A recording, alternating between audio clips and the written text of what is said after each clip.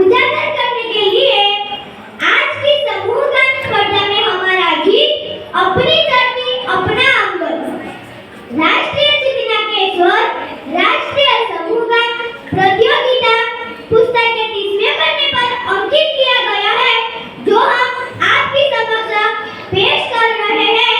अपनी धरती अपना आंगन।